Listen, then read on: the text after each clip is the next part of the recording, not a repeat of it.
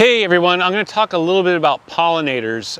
There are many ways of attracting beneficial pollinators to the garden. Flowers are obviously one way that we all know about. The showy flowers are attractive to all sorts of beneficial pollinators, but there's more than one way to bring some of the insects into the garden that you want to attract. And specifically, I'm going to talk a little bit about butterflies. There are some herbs that you may not know about that are very common and easy to grow. We have fennel over here, parsley, and dill. Now we keep these in for different reasons, not only for gardeners to grow in their vegetable gardens, but we have a lot of people in the know who buy them for their butterfly gardens. They do make pretty flowers when they're mature that are really nice and lovely. They're edible and they make a great garnish on any plate. That look lovely in a salad, by the way.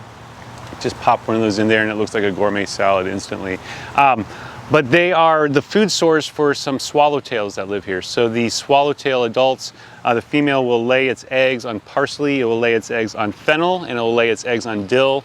And when the caterpillars emerge, they will begin gobbling them up, much like how monarch caterpillars eat milkweed. So if you'd like to increase the variety of butterflies that hang out on your property, I would certainly consider bringing in the parsley, the fennel, and the dill. And if you enjoy them, just be prepared to share them with your butterflies because they will gobble them up over time. I don't know if that's one of the honeybees from our hive out back, but I suspect we might have some slightly spicy honey in our next batch. We got a bumblebee going to town on these cilantro flowers.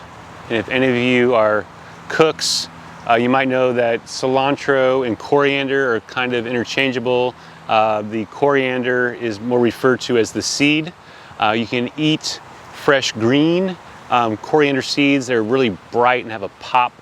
You can add them to salads and seasonings and different types of dishes. But then when they're dried, then of course they can be planted for new cilantro plants. But the flowers attract different beneficial pollinators here in the garden. I try to keep cilantro growing in my garden all year round because I love Mexican food, and cilantro is crucial to my plate whenever I am creating something like that.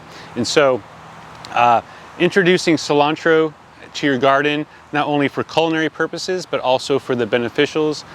The honeybees and several other beneficial insects are attracted to the cilantro, so olé.